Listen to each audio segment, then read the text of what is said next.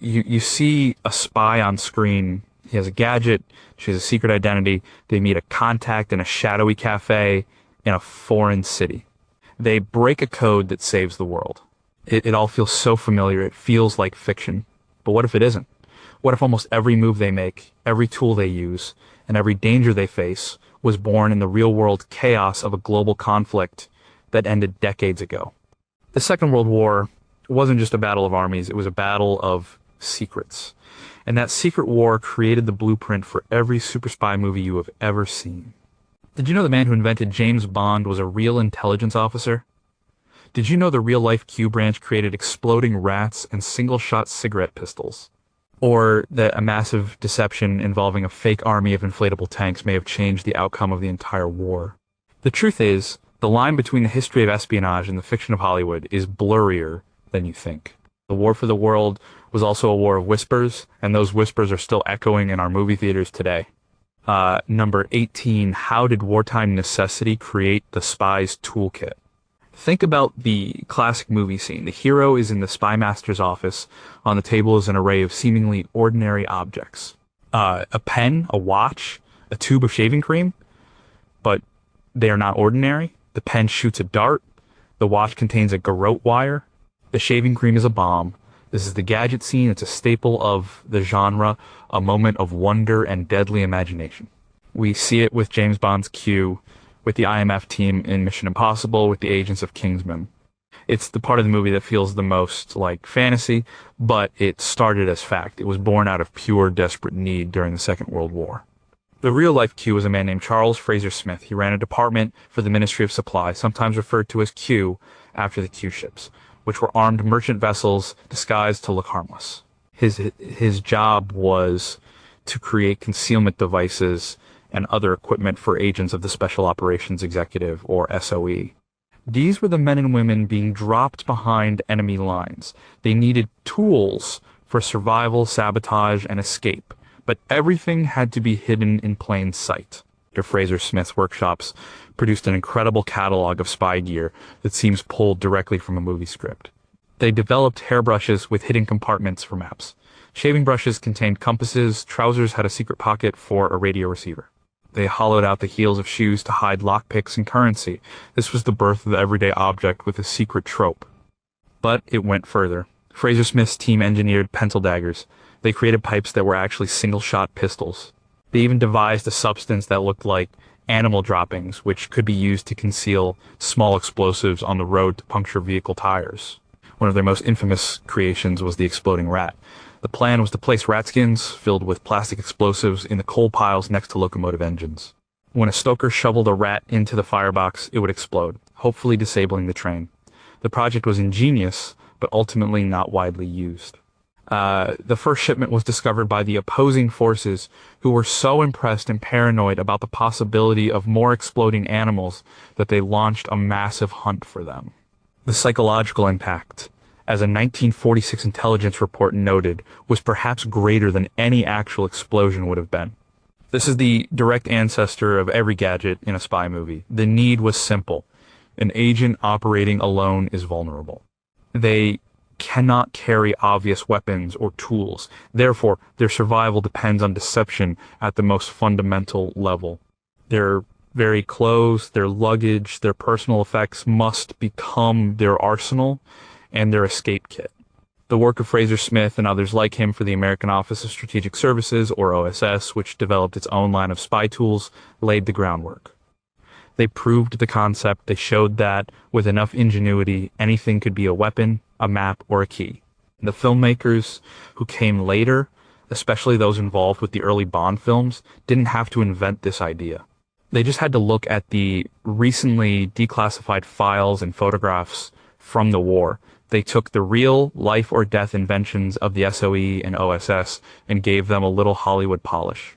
What seemingly simple inventions were actually created for a secret, deadly purpose we have forgotten. If they could hide a pistol in a pipe, then what can be hidden inside our everyday electronics now? Number 17, did the war invent the modern spy agency? When you watch a spy movie, there's always a headquarters. It might be the sleek, high-tech fortress of the IMF or the wood-paneled, tradition-bound offices of MI6. There is a spy master, a team of analysts, and a global network of assets. The lone agent is never truly alone. They are the tip of the spear for a vast, powerful, and often shadowy organization. These agencies, with their global reach and their license for covert action, seem like a permanent part of the world's power structure. But they are a surprisingly modern invention, a direct product of the Second World War. Before the war, intelligence gathering was a different game. In the United States, for example, intelligence was fragmented. The Army had its intelligence branch. The Navy had its own. The State Department gathered diplomatic information. There was no single centralized body to analyze all the incoming information, connect the dots, and run clandestine operations. President Franklin D. Roosevelt recognized this as a critical weakness, especially after seeing the sophisticated operations run by the British. In a 1941 memo, he lamented the lack of a coordinated intelligence service. The solution came in 1942 with the creation of the Office of Strategic Services, the OSS. Its leader was a charismatic and driven lawyer and war hero named William Wild Bill Donovan. Donovan's vision was radical for its time. He wanted one organization that did everything. It would collect and analyze strategic information. It would run propaganda and psychological operations. And most importantly, it would conduct special operations behind enemy line sabotage, guerrilla warfare, and espionage. The OSS was the first comprehensive centralized intelligence agency in American history. The OSS recruited a diverse and remarkable group of people.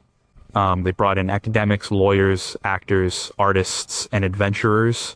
They established secret training camps like the ones in Maryland and Virginia, where they taught the arts of silent killing, demolition, and disguise. Their agents, both men and women, operated across the globe, from occupied France to the jungles of Burma. They organized resistance movements, spread disinformation, and gathered vital intelligence. They were, in essence, the real-life prototypes for the cinematic spy teams we see today. The work was messy, dangerous, and morally complex. It was a world of improvisation and high stakes. The British model, which inspired Donovan, was older but was supercharged by the war. MI6, the Secret Intelligence Service, expanded its operations dramatically. The Special Operations Executive, or SOE, was created in 1940 with the express purpose, as Winston Churchill put it, to set Europe ablaze. The SOE was pure covert action, specializing in sabotage and supporting local resistance groups. The existence of these two distinct but related organizations, one for intelligence gathering, MI6, and one for direct action, so he created a template that has been endlessly explored in fiction. When the war ended, the OSS was disbanded, but the need for a centralized intelligence agency in the new, tense post-war world was obvious. In 1947, the National Security Act was passed, and a new organization was born from the ashes of the OSS, the Central Intelligence Agency. Many of the key figures, the operational doctrines, and the can-do ethos of the OSS flowed directly into the fledgling CIA. The CIA's founding charter was, in many ways, the formalization of the mission Donovan had improvised for the OSS during the war. So, when you see a movie about the CIA, you are watching the direct institutional descendant of the OSS. The war didn't just give us spy stories, it built the very buildings where the real spies would work. What secrets are still held within the founding documents of these agencies? How many of the OSS's wartime methods were considered too controversial to be passed on to the CIA, and what were they? If a global crisis today demanded a new clandestine organization from scratch, would we still build it on the OSS model? Number 16 was the Real War I, with keyboards, not guns. The scene is a classic thriller trope. A ticking clock, a desperate hero trying to crack a code. An encrypted message holds the key to stopping a catastrophe. The fate of millions rests on a sequence of numbers and letters. We see this in movies from The Hunt for Red October to the Mission Impossible series. The codebreaker is a hero, a genius battling an invisible enemy of logic and mathematics. This entire concept, the idea of code-breaking as a central, war-winning activity, was cemented in the public consciousness by the secret history of World War II. For decades, one of the most important stories of the war remained a secret, classified at the highest levels. It was a story of Bletchley Park, a country estate in England that became the nerve center for the Allied code-breaking effort. The main target was the German Enigma machine, a complex electromechanical device used to encrypt messages. The Enigma was believed by its creators to be unbreakable. It had a system of rotors and plugs that allowed for a staggering number of possible combinations, over 150 quintillion. Cracking it by hand was impossible. The work at Bletchley Park was an industrial-scale intelligence operation. At its peak, nearly 10,000 people worked there, a diverse group of mathematicians, linguists, engineers, and even chess champions and crossword puzzle experts. The most famous of them was the brilliant and troubled mathematician Alan Turing. Turing and his colleagues were not just trying to solve a puzzle, they were trying to build a machine to defeat another machine. Their work led to the creation of the bomb, an electromechanical device that could rapidly test thousands of possible Enigma settings, searching for contradictions that would reveal the correct key for the day. The intelligence that flowed from Bletchley Park was codenamed Ultra. It was a torrent of information about enemy troop movements, supply lines, strategic plans, and scientific developments. According to a 1974 report by F.W. Winterbottom, the first to publicly reveal the secret in his book, The Ultra Secret, this intelligence was vital. It helped win the Battle of the Atlantic by allowing the Allies to reroute convoys away from wolf packs of submarines. It provided crucial information for the D-Day landings. Some historians, like Sir Harry Hinsley, who worked at Bletchley during the war, have argued that Ultra shortened the war by at least 2 years. The story of Bletchley Park is the ultimate spy tech story. It's not about a single agent with a clever gadget. It's about a hidden army of geniuses engaged in a relentless intellectual battle. It established the archetype of the socially awkward but brilliant tech expert who is indispensable to the mission. It demonstrated that a war could be fought and won in secret rooms, far from any battlefield. It was a war of information where the prize was not territory, but knowledge. When the story of Ultra was finally declassified in the 1970s, it provided a new and powerful narrative for spy fiction. It showed that the most effective spies weren't always the ones with guns. Sometimes they were the ones with chalk-dusted hands and a profound understanding of probability theory. The tension of the race to break a code, the frustration of a near miss, the eureka moment of discovery, all these elements, which are now staples of the techno-thriller, have their roots in the real-life daily drama at Bletchley Park. The war turned the academic discipline of cryptanalysis into a weapon of immense power. How many other major historical events were secretly decided by codebreakers whose stories we will never know? Are today's unbreakable encryption systems truly safe? Or is there a modern Bletchley Park somewhere reading our most secret messages? If the secrets of Ultra could be kept for 30 years, what other war-winning secrets from that era are still classified today? Book number 15. Was she a weapon of war before she was a movie trope? The femme fatale. She walks into the spy's life in a haze of smoke and perfume. She is beautiful, mysterious, and dangerous. Is she an ally, an enemy, a lover? Often, she is all three. From the Bond girls to the deadly female assassins in countless modern thrillers, the woman who uses her wits and allure as a weapon is a central figure in spy fiction. She is often portrayed as a seductive trap or a tragic victim. But the reality of the women who served as spies in World War II was far more complex and heroic. They were not just fatal women, they were essential operatives. Organizations like Britain's Special Operations Executive SOE made a revolutionary decision. They would train and deploy women as agents behind enemy lines. This was not a token gesture, it was a practical necessity. Women, it was reasoned, were less likely to be suspected of being spies. They could move more freely, blend into crowds, and perform roles that would be impossible for a man of military age. The SOE's F section for France recruited, trained, and sent dozens of women into occupied territory. They were not just couriers or honey traps, they were radio operators, saboteurs, and leaders of entire resistance networks. Consider Virginia Hall, an American working for the SOE and later the OSS. She had a prosthetic leg, which she nicknamed Cuthbert, the result of a pre-war hunting accident. Despite this, she became one of the most effective and most wanted Allied agents in France.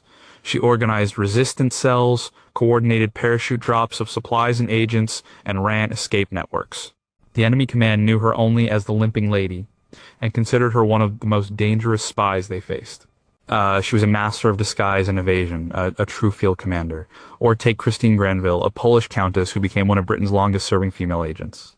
She was a fearless operative known for her quick thinking and incredible bravery.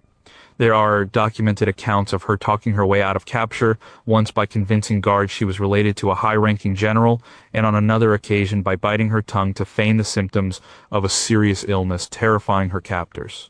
She skied out of occupied Poland with crucial intelligence, operated in Hungary and Egypt, and eventually parachuted into France to work with the resistance. These women were not the one-dimensional seductresses of fiction. They were tough, highly trained professionals who endured incredible hardship and danger. Their primary weapons were their intelligence, their courage, and their ability to command respect. The work of a radio operator like Noor Inayat Khan was one of the most dangerous jobs of the war, with an average life expectancy in the field of just 6 weeks. Yet they did it, transmitting vital information back to London under the constant threat of discovery. The post-war writers and filmmakers took the reality of these female agents and flattened it. They focused on the allure and the danger, often forgetting the professionalism and the grit. They cherry-picked the elements that made for a thrilling plot device, the seduction, the betrayal, and created the femme fatale trope. But the source material was real. Women like Hall, Granville, and Khan proved that female operatives were not just a novelty, they were a strategic asset. They were the pioneers who broke the mold, demonstrating that the world of espionage was not exclusively a man's game. The war forced intelligence agencies to recognize talent and courage, regardless of gender. How many missions were successfully completed by female agents whose stories have been lost to history or deliberately obscured? Did the fictional trope of the femme fatale actually make it harder for real female intelligence officers to be taken seriously in the post-war years? What unwritten rules of espionage did these women have to create for themselves in a world built by and for men? Number 14, could a fake army change the course of history? In spy movies, the long con is a masterpiece of storytelling. It's the elaborate deception, the grand illusion designed to make the enemy look one way while the real action happens somewhere else. Think of the intricate mask-pulling reveals in Mission Impossible, or the complex misdirection in a movie like Tinker Tailor Soldier Spy. The idea that you can defeat an enemy not with force, but with a brilliantly constructed lie is a core theme of the genre. The largest and most successful long con in history was not a movie plot. It was a real military operation in World War II, and its success depended entirely on the art of deception. The operation was called Fortitude. Its goal was to deceive the German High Command about the location of the Allied invasion of France in 1944. The real target was Normandy. The deception was designed to convince them the main attack would come at the Pas de Calais, the narrowest point of the English Channel. To sell this lie, the Allies created an entirely fictional army, the 1st U.S. Army Group, or FUSAG. This ghost army was supposedly poised in southeastern England, ready to strike at Calais. The effort to create FUSAG was a masterclass in theatrical deception, a production on an unprecedented scale. They used inflatable rubber tanks, trucks, and artillery pieces.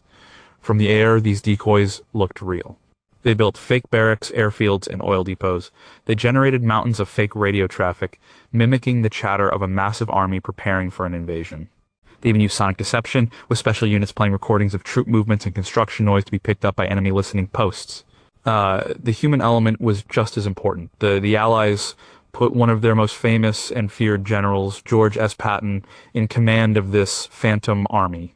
They knew German intelligence, watched Patton closely, and considered him their best battlefield commander. His presence in Kent was a powerful signal that the main invasion force was located there.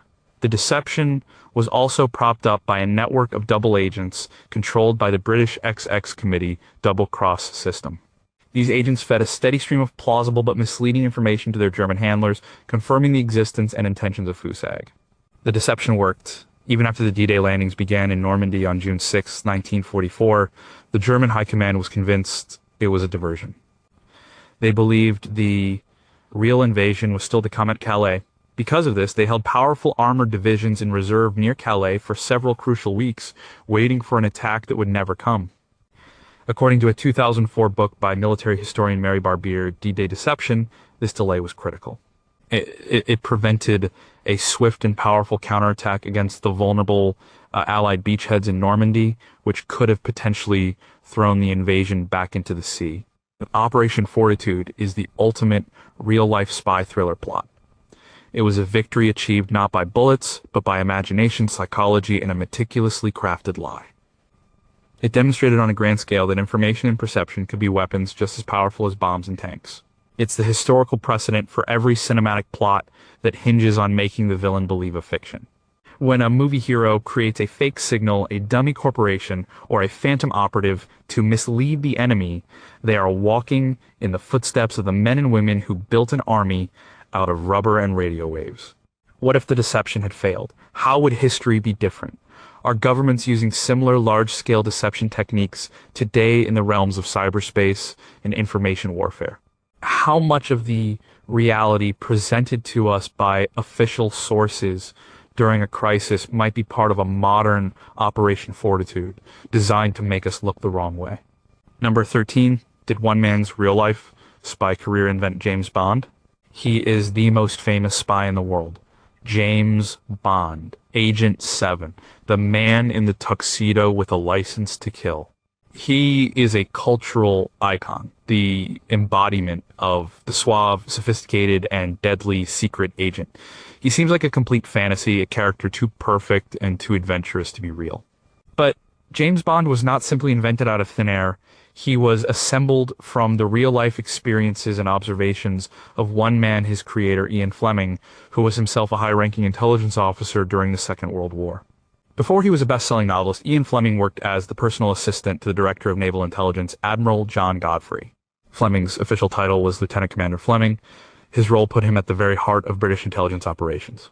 Admiral Godfrey was the likely model for Bond's boss, M, and Fleming's own adventurous spirit and privileged background gave him the perfect vantage point from which to observe the secret war.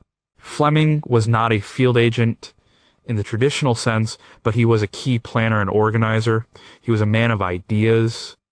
He was instrumental in creating a special commando unit known as Number 30 Assault Unit, or 30AU.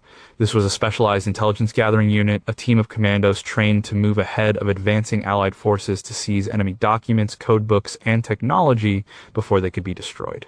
The operations of 30AU, as detailed in Nicholas Rankin's book In Fleming's Commandos, were pure Bond-style adventures. They were missions to capture the enemy's most valuable secrets, often under fire. Fleming helped plan these missions, and the exploits of the men in 30AU provided him with a wealth of material. During his time in intelligence, Fleming met a host of colorful and daring characters who would later inspire the people in his novels. He worked alongside dashing commandos, brilliant cryptographers, and seductive double agents. He met William Stevenson, the British intelligence chief in the Western Hemisphere, a man known by the codename Intrepid. Stevenson was a master of covert operations, and his blend of charm and ruthlessness was a clear influence on the Bond character. The exotic locations in the Bond stories also came from Fleming's wartime travels, which took him to neutral spy hubs like Lisbon and to the United States and Jamaica for intelligence conferences. Even specific plot points in the Bond novels have their roots in Fleming's wartime work. The plot of the novel Casino Royale, with the high-stakes card game against the villain Le Chiffre, was inspired by a real trip Fleming took to a casino in Lisbon. He observed German agents gambling and imagined a scenario where he could bankrupt them at the baccarat table, a fantasy that he later gave to his fictional creation. The villain of Goldfinger, attempting to corner the world's gold market, has echoes of real wartime concerns about enemy economic warfare. Fleming took the raw materials of his own life, the bureaucracy of intelligence, the deadly reality of field operations, the fascinating people, the high-stakes planning, and he filtered them through his own imagination. He polished the rough edges, turned up the glamour, and compressed the long, tedious work of real espionage into thrilling adventures. He created a fantasy but it was a fantasy firmly grounded in the reality he had experienced. James Bond is not a real person, but he is a composite sketch, an idealized version of the intelligence officers and commandos Ian Fleming knew and admired during the war. How many of Ian Fleming's other plot ideas were based on real, still classified operations from his time in naval intelligence? Who were the real-life women who inspired characters like Vesper Lynd and Pussy Galore? If Fleming had written a straightforward memoir of his wartime service instead of spy novels, how would our understanding of that secret war be different? The number 12. Why do spies always meet in exotic, neutral cities? It's a scene, a rain-slicked street at night, a cafe in Istanbul, a grand hotel bar in Lisbon, a shadowy corner in Casablanca. This is where spies meet. They trade secrets in neutral territories, cities that are officially on the sidelines of the main conflict, but are actually seething cauldrons of espionage. This trope of the neutral city as a spy playground is a powerful one in fiction. It provides an exotic backdrop and a sense of constant low-level danger where anyone could be an agent. This entire concept comes directly from the geography of the Second World War. During the war, a handful of cities became the unofficial capitals of the secret war. In cities like Lisbon, Istanbul, Madrid, and Stockholm were neutral. This meant they were accessible to people from both Allied and Axis nations. Diplomats, businessmen, journalists, and refugees all mingled in the same hotels, restaurants, and nightclubs. And among them everywhere were the spies. These cities were open-air intelligence markets where information was the currency. In Lisbon was perhaps the most famous of these spy hubs. As Portugal was neutral, it was one of the few escape routes from occupied Europe. Its airport was a crossroads for flights from both Britain and the German-controlled continent. Its harbor was full of ships from all nations. As described in books like Lisbon War in the Shadows of the City of Light by Neil Lockery, the city was teeming with agents from MI6, the OSS, the German Abwehr, and the Soviet Nkvd. They watched each other, tried to recruit each other's diplomats, spread disinformation, and hunted for any scrap of useful intelligence. The lobby of the Palacio Hotel in Estoril, just outside Lisbon, was a famous gathering spot for spies and displaced European royalty. It was a place where a British agent could literally bump into his German counterpart. Istanbul in neutral Turkey was another critical location. It was the bridge between Europe and Asia, a listening post for events in the Balkans and the Soviet Union. Agents there engaged in complex operations trying to sway Turkey to join their side while simultaneously gathering intelligence about the enemy. The famous Palace Hotel was at the center of this world, a place of intrigue and whispered conversations. These cities were not just backdrops, they were active battlegrounds. The rules of engagement were different. An agent couldn't simply be arrested by the local police for being a spy. Instead, the game was one of subtlety, of surveillance and counter-surveillance, of recruitment and betrayal. It was a Cold War in miniature, fought in hotel bars and back alleys. This environment, a mix of glamour and paranoia, was incredibly fertile ground for storytelling. And Ian Fleming, during his intelligence career, visited Lisbon and was captivated by its atmosphere of intrigue. This experience directly influenced the cosmopolitan settings of his James Bond novels. He understood that placing a spy in a neutral city automatically raised the stakes and the dramatic tension. It created a world where there were no clear front lines, where alliances were temporary, and where danger could come from any direction. Post-war writers and filmmakers adopted this model wholesale. The neutral city became the standard setting for the cinematic spy game. It allowed for complex plots involving multiple factions and provided a visually interesting, sophisticated environment that was a world away from the gritty reality of the battlefield. The reason spies in movies always seem to be in Lisbon, Istanbul, or Vienna is because for a few crucial years, that's exactly where the real spies were. What secret deals never recorded in, official histories were made in the cafes and hotel rooms of these neutral cities. How many agents simply disappeared on the streets of Lisbon or Istanbul, their fates unknown? Are there still neutral ground cities in the world today that serve the same purpose for modern intelligence agencies? It's number 11, what makes someone betray everything. The double agent, it is one of the most compelling and psychologically complex figures in all of spy fiction. The person who pretends to be on your side but is secretly working for the enemy, their story is always one of suspense, betrayal, and moral ambiguity. Why did they do it? For money, for ideology, for revenge. This fascination with the inner world of the traitor was powerfully shaped by the discovery of real-life double-agent networks that had their origins during the Second World War. The most famous of these was the Cambridge Five. This was a ring of spies in Britain who were recruited by the Soviet Union in the 1930s while they were students at the University of Cambridge. They were motivated by a fervent belief in communism and a disillusionment with Western democracies. During the war, they rose to high positions within the British establishment, including in MI6 in the Foreign Office. From these positions, they passed enormous quantities of vital Allied intelligence to Moscow. The story of the Cambridge Five, Kim Philby, Donald MacLean, Guy Burgess, Anthony Blunt, and the presumed fifth man, John Cairncross, is the ultimate tale of institutional betrayal. These men were not just low-level informants, they were part of the system they were betraying. Kim Philby, for example, became the head of the anti-Soviet section of MI6. He was, in effect, in charge of catching spies like himself. The damage they did was immense, and their actions had repercussions that lasted long into the Cold War.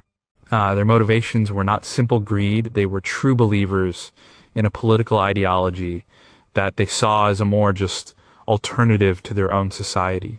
This ideological motivation makes the double agent a much more interesting character than a simple mercenary. It raises profound questions about loyalty, belief, and the nature of patriotism. Can you be a traitor to your country but loyal to a higher ideal? The story of the Cambridge Five forced the public and a generation of writers to confront this uncomfortable question. Another crucial aspect of wartime double agency was the British double cross system, or XX system. This was a highly successful MI5 operation that controlled a network of German agents who had been captured in Britain. Instead of imprisoning or executing them, MI5 turned them, forcing them to send back misleading information to their German handlers. This network was the primary tool used to carry out the grand deception of Operation Fortitude. The most famous of these turned agents was codenamed Garbo, real name Juan Pujol Garcia, a Spanish national who so thoroughly convinced the Germans of his loyalty that they awarded him one of their highest medals, even as he was feeding them a stream of fiction concocted by his British case officers. These two real-life examples, the ideologically driven traitors of the Cambridge Ring and the controlled enemy agents of the double-cross system, provided the raw material for countless spy novels and films. They established the two primary archetypes of the double agent, the mole buried deep within the establishment and the pawn being played in a larger deception game. Writers like John le Carre, who had himself worked for British intelligence and had to deal with the fallout from the Philby case, built their careers exploring the psychological and moral wreckage left behind by such betrayals. The war revealed that the enemy was not always on the other side of the battlefield. Sometimes he was sitting at the next desk. What other high-level double agents from that era were never discovered, taking their secrets to the grave? How did the discovery of the Cambridge Five change the very nature of trust and suspicion inside Western intelligence agencies? Is the ideological double agent a thing of the past, or are there new, powerful ideas today that could inspire similar acts of betrayal? Number 10. How did small, secret groups become the template for movie spy teams?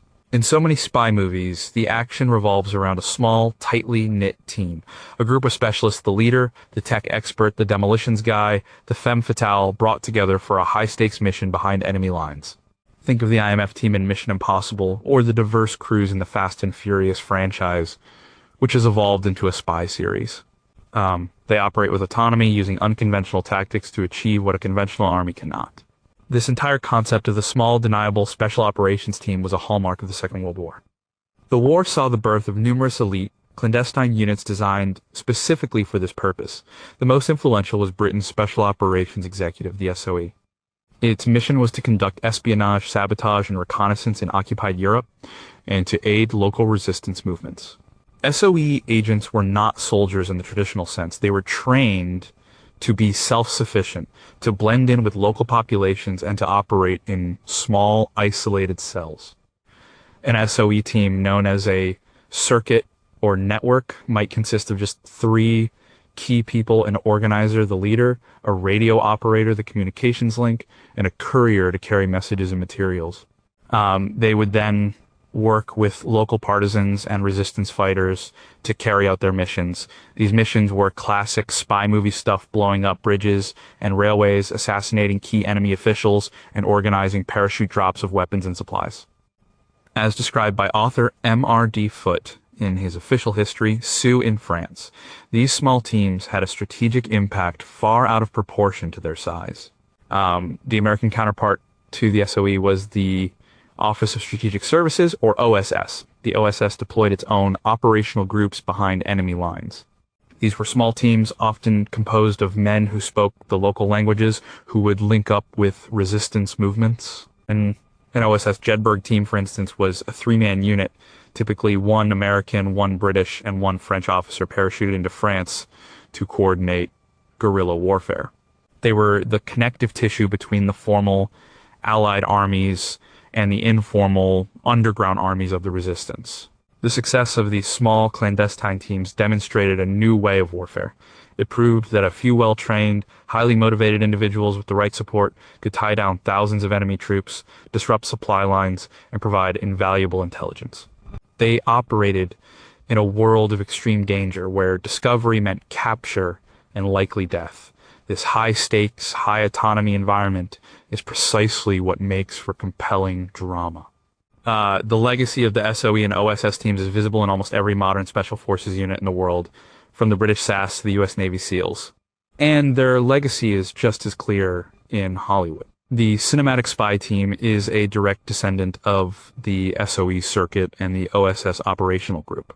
The idea of recruiting specialists, giving them a seemingly impossible mission, and dropping them into hostile territory is not a screenwriter's invention. It was the standard operating procedure for thousands of real agents during the war. The camaraderie, the tension, and the reliance on individual skills within the team, all these themes come from the real-life experiences of these wartime pioneers of unconventional warfare. How many of these small resistance cells were completely wiped out, their stories and sacrifices unknown to history? What were the psychological effects on agents who had to live a lie for years, completely isolated from their homes and families? If the SOE and OSS were the ancestors of modern special forces, what clandestine units are operating right now that we won't learn about for another 50 years? Number 9. Can you win a war by changing minds instead of breaking bodies?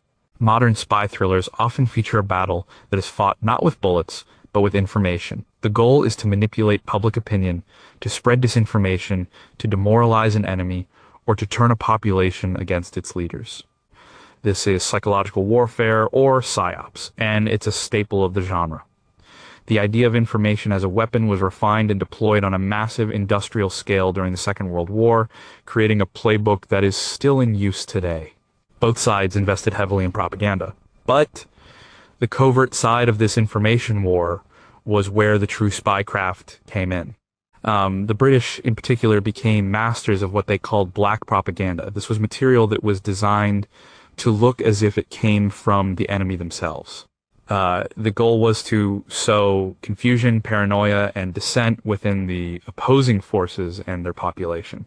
The Political Warfare Executive PWE was the British organization responsible for these efforts. One of their most effective tools was the black radio station. These were radio stations that pretended to be unofficial, dissident stations broadcasting from inside enemy territory.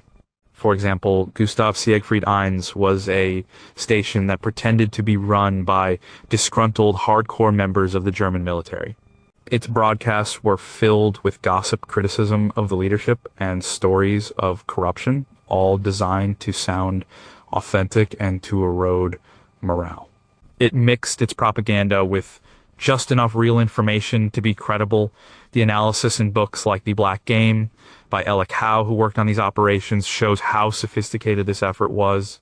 Another powerful technique was the spreading of rumors. The OSS had a rumor division dedicated to creating and disseminating sibs, from the Latin word sibilare, to hiss. These were carefully crafted rumors designed to achieve a specific psychological effect. A rumor might be spread among enemy troops that their rations were being poisoned or that their officers were living in luxury while the enlisted men starved. Another might suggest that a new miracle weapon was about to be deployed that would make their own weapons useless. The goal was to create a constant state of anxiety and uncertainty. Leaflets were also a major tool. Millions of leaflets were dropped by air over enemy territory. Some were white propaganda, clearly from the Allies, urging surrender or providing news. But the black leaflets were more insidious. They might be forged ration coupons designed to cause chaos in the food distribution system. Or they might be fake orders or death notices sent to the families of soldiers to create grief and anger. The OSS even created a fake astrological almanac, which was distributed to enemy leaders and predicted disasters for them, playing on the known superstitious beliefs of some high-ranking figures. This wartime laboratory of psychological warfare established principles that are now fundamental to both real-world intelligence and fictional spy stories. It proved that an enemy's mind could be a battlefield. It showed that the most effective lies are the ones that are 90% true. And it created the archetype of the spy as a manipulator of information, a trickster who uses words and ideas to achieve what armies cannot. When you see a movie plot that involves a faked video, a planted news story, or a social media disinformation campaign, you are seeing the modern evolution of the black radio stations and whispered rumors of the Second World War. How much of the fake news we see today uses psychological techniques that were perfected in secret PWE and OSS workshops? Were some historical events triggered not by grand strategy, but by a single, perfectly crafted rumor that spiraled out of control? What happens when these powerful psychological tools, once wielded only by nations, are available to anyone with an internet connection? Number 8. How did secret escape routes become a staple of spy thrillers? The chase is over. The spy is trapped behind enemy lines. Their mission is compromised. Their cover is blown. How do they get home? In the movies, this is where the escape and evasion network comes in. A secret message is passed, a hidden door is opened, and the hero is taken in by a shadowy organization that specializes in smuggling people to safety. They are given a new identity, hidden in a safe house, and guided along a perilous route across borders. This entire plot device, the secret railroad to freedom, was a real and highly organized part of the Allied war effort. The British organization dedicated to this was called MI9. Its mission was twofold. First, to train Allied airmen and soldiers in escape and evasion techniques before they went into combat, and second, to help those who were shot down or trapped behind enemy lines to get back to Britain. MI9 was the hidden hand that supported and financed many of the local escape lines that sprung up in occupied Europe. These escape lines were incredibly brave and sophisticated operations, run mostly by ordinary citizens who risked their lives to help Allied personnel. The most famous was the Comet Line, which ran from Belgium through occupied France and over the Pyrenees Mountains into neutral Spain. It was started by a young Belgian woman named André de Jong. Over the course of the war, the Comet Line and others like it helped hundreds of airmen and soldiers make the grueling journey to freedom. The work was straight out of a thriller. The evaders, as they were called, were passed from one safe house to another. They were given civilian clothes, forged identity papers, and coached on how to behave to avoid suspicion. Their guides were men and women from all walks of life, farmers, teachers, priests, and doctors. Every step of the journey was fraught with danger. A single mistake, a suspicious checkpoint guard or an informant could lead to the arrest and execution of not just the evader, but the entire local cell of the escape line. The story of Ari Neve, a British officer who made a home run from the infamous Colditz Castle and later returned to run MI9's operations, reads like a Hollywood script. MI9 also supplied these evaders with ingenious escape aids, much like a real-life Q branch. They created uniform buttons that were actually compasses. Maps were printed on silk so they wouldn't rustle and could be hidden inside a board game or a pack of playing cards. Shoelaces contained a hidden wire saw. This was the practical, life-saving side of the gadgetry developed during the war.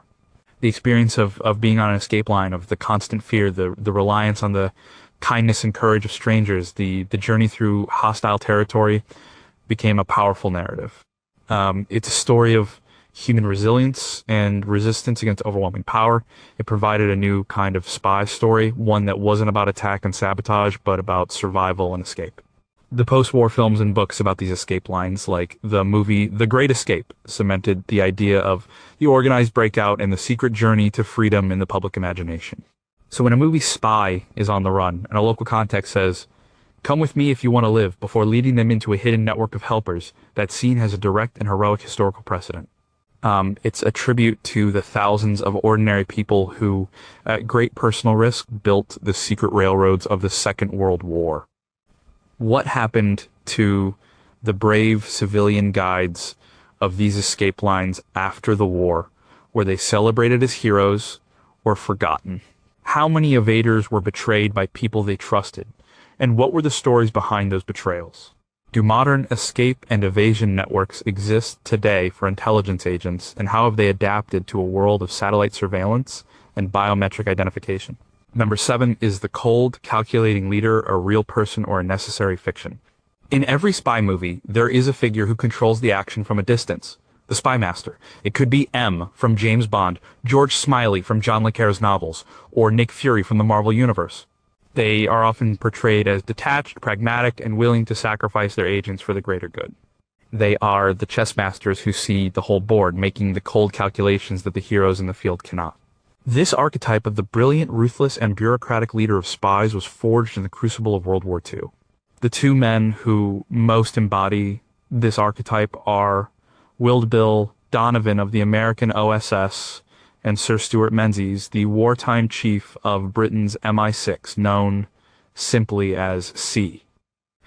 They were not field agents themselves, they were managers of secrets, commanders of a global clandestine army. William Donovan was the visionary.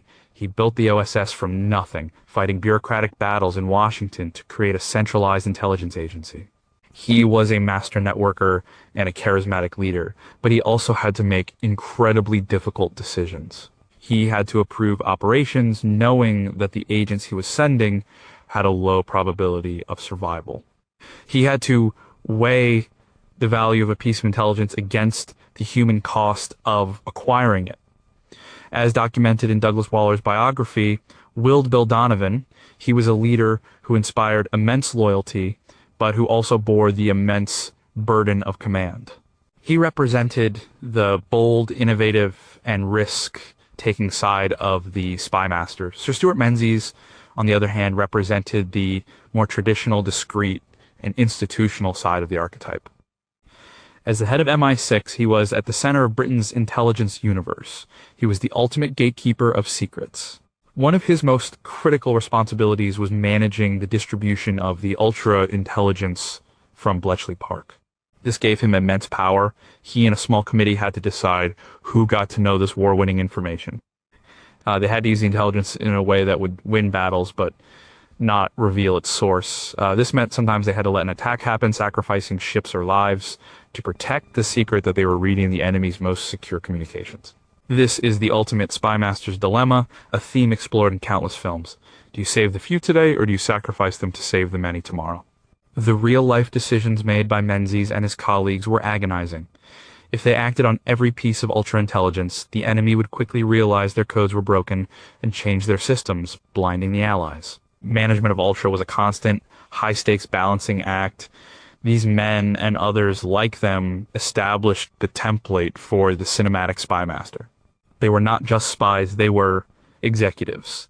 They dealt with budgets, turf wars, political oversight, and the moral calculus of espionage. They showed that running a spy agency was as much about bureaucracy and difficult choices as it was about adventure and daring.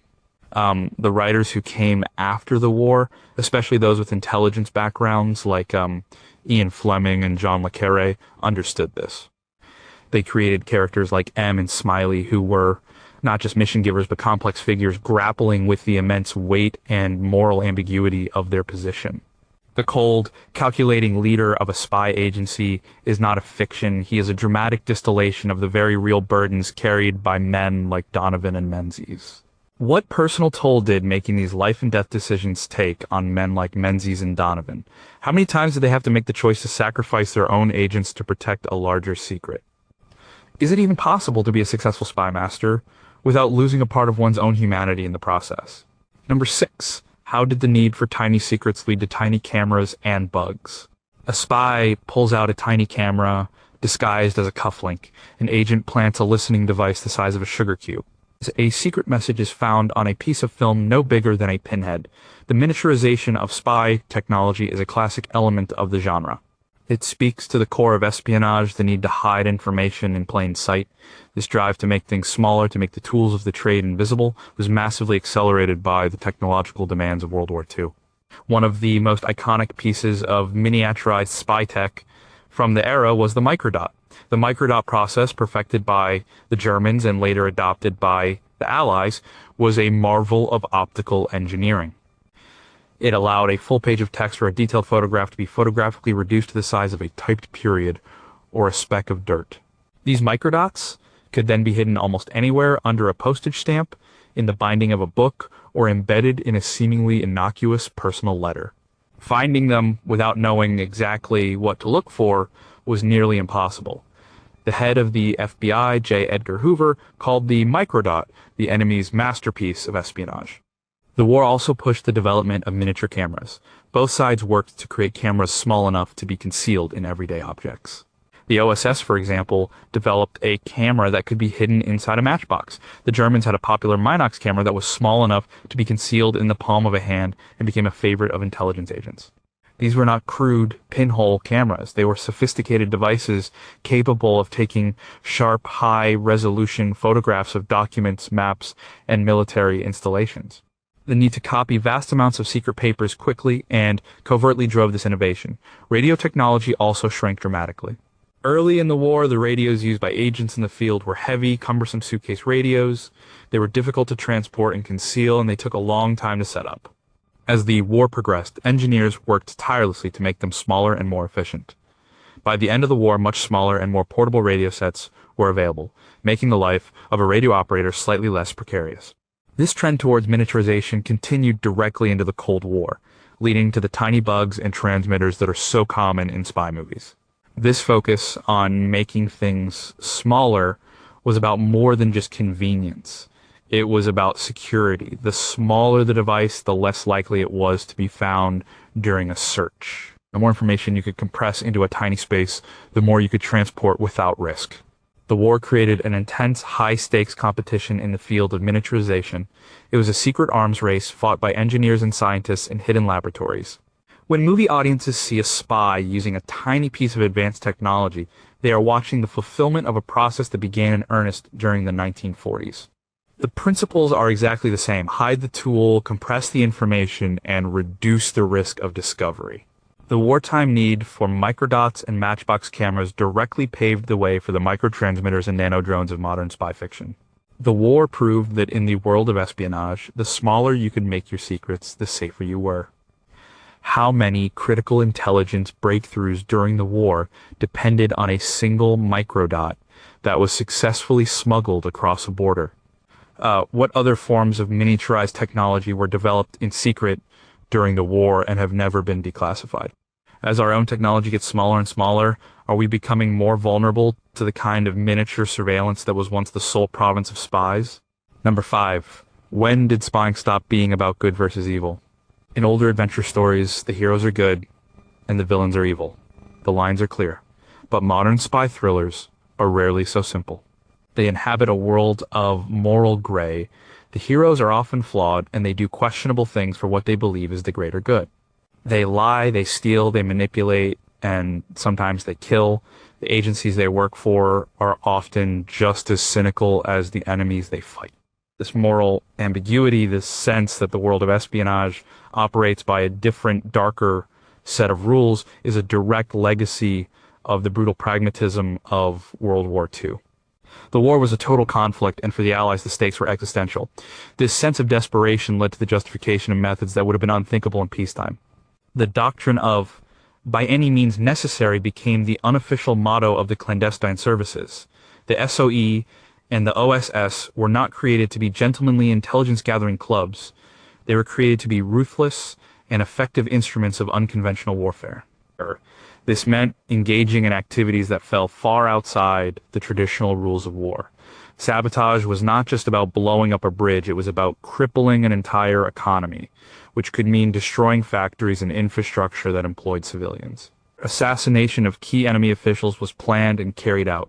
Forgery became a major industry, with entire departments dedicated to creating perfect copies of enemy identity papers, ration books, and travel permits.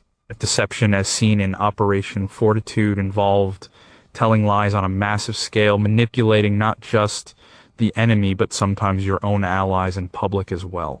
Agents were trained in what were euphemistically called special skills. This was the art of silent killing, of using improvised weapons, of fighting dirty. The goal was not to win a fair fight, but to survive and complete the mission. The psychological toll of this work was immense. Agents had to live a lie, to betray the trust of people they met, and to engage in acts of violence that went against their normal moral compass. This wartime experience created a generation of intelligence officers who understood that the real world of espionage was a messy, ugly business. It was not a clean fight between right and wrong. It was a murky struggle where victory often went to the side that was more willing to bend the rules. When these officers, men like Ian Fleming, John le Carré, David Cornwell, and Graham Greene, began writing novels after the war, they brought this sense of moral ambiguity with them. They rejected the simple black and white morality of earlier adventure fiction. Their characters were often cynical, world-weary people who had seen too much. They understood that in the Great Game of Nations, ideals were often the first casualty. Their stories showed that their own side was capable of the same dirty tricks as the enemy. This realistic, disillusioned perspective is what gives the best spy fiction its depth and power. It reflects the hard-won lesson of the war that in the shadows, the lines between good and evil can become dangerously blurred. The modern spy movie, with its flawed heroes and morally compromised missions, is a direct inheritor of this tough, unsentimental worldview. What dirty tricks were authorized at the highest levels of government that remain too controversial to be declassified even today? How did the men and women who performed these morally compromising acts reintegrate into civilian life after the war? Has the idea that the ends justify the means, which was born out of wartime desperation, become a permanent and dangerous feature of modern intelligence agencies? Number 4, did spies invent their own coded language of everyday objects? A spy sits on a park bench holding a specific newspaper. Another spy walks past and ties their shoelace. And a message has just been passed. No words were exchanged. In another scene, a chalk mark on a lamppost signals that a location is safe. A potted plant moved in a window means a mission is a go. This is the secret language of spies, the use of ordinary objects and actions to convey hidden meanings. This system of clandestine communication, known as tradecraft, was systemized and taught on a large scale during World War II. And agents operating behind enemy lines could not simply pick up a phone or send a telegram. Every communication was a risk. They needed ways to signal each other, to confirm identities, and to pass information without arousing suspicion.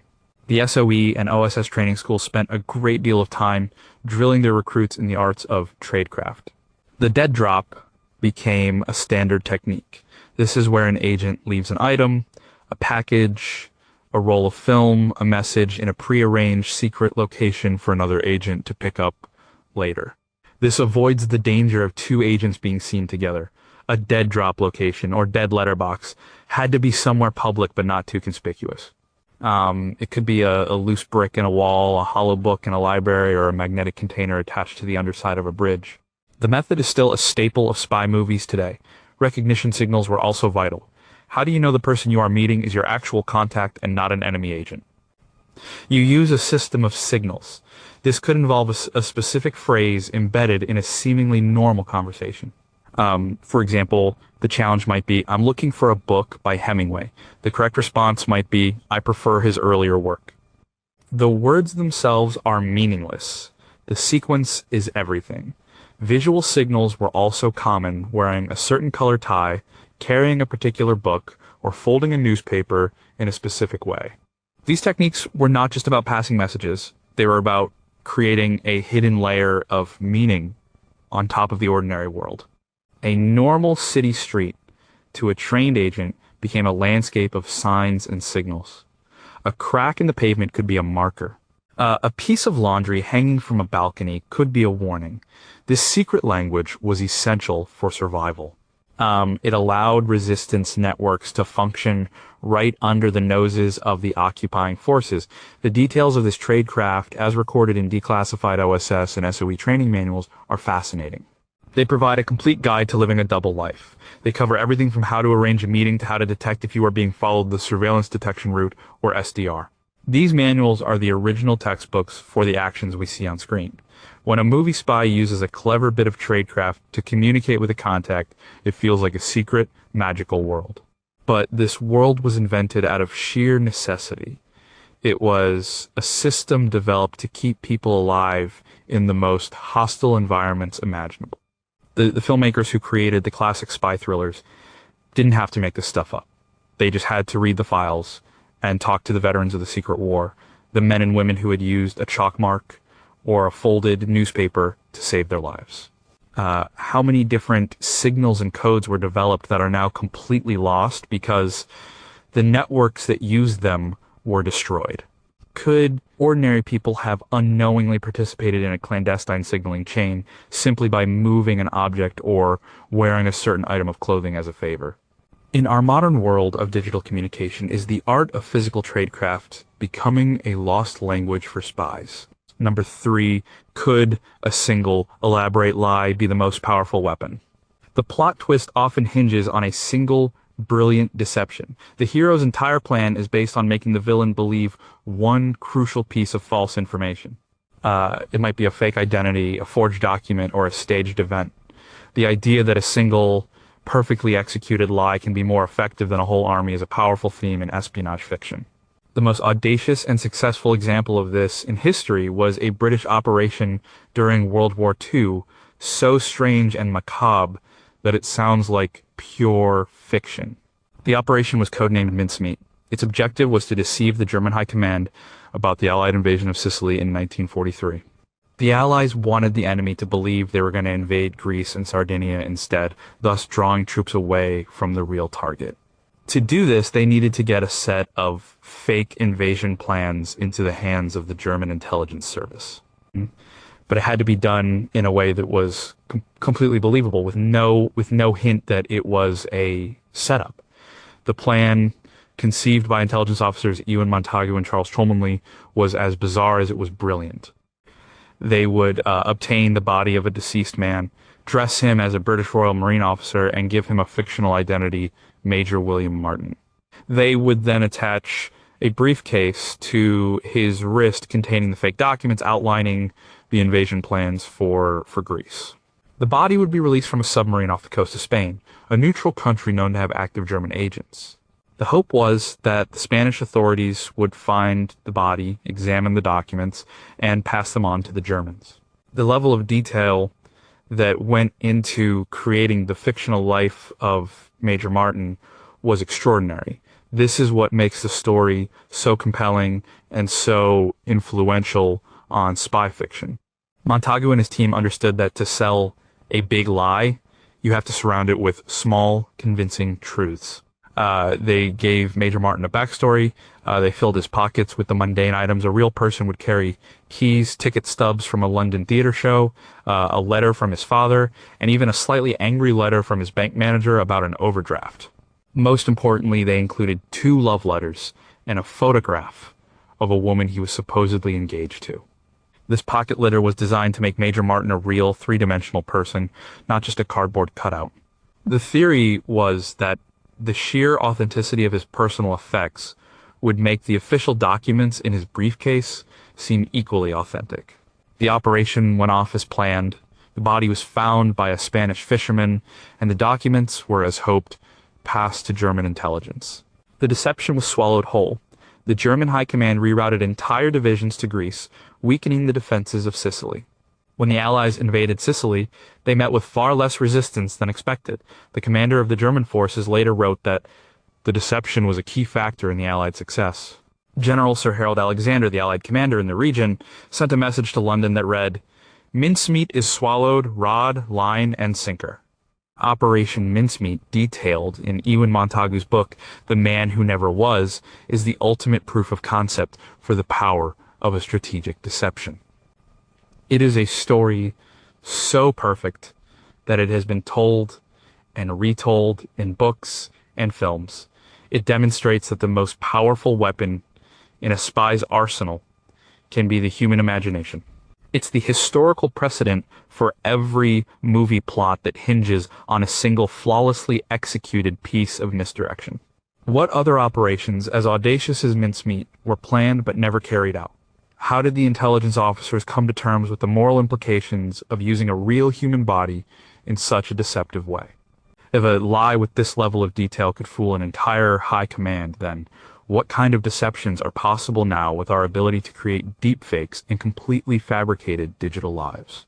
Number 2, where did spies learn to be spies before the movies showed us? Every spy hero has an origin story. There's always a montage or a flashback to a secret training facility, a place where they were broken down and rebuilt as perfect clandestine operatives. They learned to handle weapons, to crack safes, to withstand interrogation, and to kill with their bare hands. These secret spy schools are a fixture of the genre, from the brutal training of Jason Bourne to the polished finishing school of the Kingsmen. These fictional institutions have a very real historical ancestor, the secret training camps of World War II. Before the war, there was no formal, large-scale curriculum for spies. Agents learned on the job. But the demands of the conflict, which required deploying thousands of agents and commandos behind enemy lines, necessitated a more systematic approach. The British SOE and the American OSS both established a network of secret schools to train their recruits for the deadly work ahead. One of the most famous of these was Camp X, located on the shore of Lake Ontario in Canada. It was officially known as STS 103 Special Training School 103. Camp X was a joint British-Canadian operation, and it was one of the first and most important training grounds for covert agents in North America. Future members of the OSS, FBI, and other agencies trained there, learning from experienced British instructors. The curriculum at Camp X covered the full range of what was called the art of clandestine warfare. Recruits were taught sabotage, learning how to use explosives to destroy railways, bridges, and factories. They learned unarmed combat, focusing on silent killing techniques. They were trained in reconnaissance, Morse code, and the use of clandestine radios. They also learned the softer skills of espionage, how to create a cover story, how to use disguises, how to detect surveillance, and how to recruit and handle local agents. The training was intensely practical and often dangerous. Live explosives were used, and trainees practiced their skills in realistic mock-ups of enemy facilities. In the United Kingdom, the SOE had a series of finishing schools located in country houses scattered across the countryside. Each school specialized in a different aspect of training. One might focus on paramilitary skills, another on tradecraft and communication, and a third on parachuting. The final stage of training often involved a scheme, a live exercise where the trainee would be dropped into a strange city in the UK with a fictional identity and a mission to complete, all while being hunted by instructors posing as enemy security forces. This was the ultimate test of their ability to operate under pressure. These schools were the first time that the disparate skills of espionage were brought together and taught as a formal discipline. They created a generation of professionals who shared a common body of knowledge and a set of standard operating procedures. The declassified training manuals from these schools are, in effect, the original source code for cinematic spycraft. They contain detailed instructions on everything, from how to derail a train to the best way to conceal a message in a shoe. So when you see a movie character being pushed to their physical and mental limits in a secret training camp, it's not just a dramatic invention. It's a reflection of the real high-stakes education that took place at locations like Camp X and the country houses of the SOE. The war professionalized the business of spying, turning it from an improvised art into a teachable science. What psychological screening methods were used to select candidates for these programs, and how many people were rejected as unsuitable for a life of deception? What were the training failures? How many recruits washed out or were injured or killed during these dangerous training exercises? Do the secret training facilities of today still use the same core curriculum that was developed at Camp X almost a century ago. Number one, did the end of one conflict set the stage for the next 50 years of cinematic espionage? Why are so many classic spy stories set during the Cold War? Why did the genre explode in popularity in the 1950s and 60s? The answer is that the end of the Second World War did not bring peace. Instead, it created a new kind of global conflict, a Cold War. And this new conflict was the perfect environment for the spy to become a cultural hero. The infrastructure, the personnel, and the mindset of wartime espionage flowed directly into this new struggle. The end of the war in 1945 left a massive power vacuum. The old European empires were shattered. Two new superpowers emerged, the United States and the Soviet Union. They had been allies in the war against the Axis powers, but their fundamental ideological differences quickly turned them into adversaries. This created a new global chessboard, but with the advent of nuclear weapons, a direct, hot war between the two superpowers was unthinkable. The consequences would be too catastrophic. So the conflict went into the shadows. It became a war fought not by armies on a battlefield, but by spies in the back alleys of Berlin, by proxy forces in distant countries, and by scientists in a race for technological supremacy. Espionage was no longer just one tool of warfare. It became the primary form of engagement between the superpowers. The spy who had been a wartime specialist was now the frontline soldier in this new permanent low-level conflict. The organizations created during the war were perfectly positioned for this new reality. The OSS had been transformed into the CIA. Britain's MI6, which had a long history, now focused its formidable resources on the new adversary. The skills that had been honed in the fight against one totalitarian regime were now turned against another. The tradecraft, the technology, and the networks developed during the war were not dismantled, they were repurposed. This new reality provided the perfect source material for writers and filmmakers. The stakes were incredibly high-end, nothing less than the survival of the world. The enemy was powerful, cunning, and ideologically driven.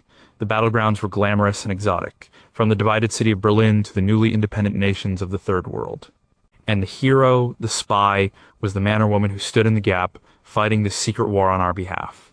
Ian Fleming's James Bond, first appearing in the novel Casino Royale in 1953, was the perfect hero for this new age. He was a veteran of the war, a man with a license to kill, who now fought the agents of a fictional Soviet counterintelligence agency, SMERSH. This Bond was the fantasy version of the Cold War warrior. John le Carré, writing a decade later, provided the antidote, the gritty, realistic, and morally compromised world of George Smiley, which reflected the disillusionment and betrayal that were also part of this long struggle. Essentially, the Second World War was the intense, compressed training ground. It created the agencies, developed the techniques, and trained the first generation of personnel. The Cold War was the long, drawn-out performance that followed. It provided a half-century of ready-made plots, villains, and moral dilemmas. The modern super spy movie is a direct product of this historical sequence. It takes the action and gadgets of the hot war and places them within the paranoid, high-stakes political landscape of the Cold One. The entire genre, as we know, it exists in the space created by the end of one global conflict and the beginning of another. How would the spy genre have evolved if the post-war world had been one of genuine peace and cooperation? Did the constant focus on the East-West struggle in fiction prevent us from seeing other rising threats and different kinds of conflicts? Now that the original Cold War is over, are spy movies struggling to find an enemy as compelling and unifying as the one that was forged in the rubble of 1945?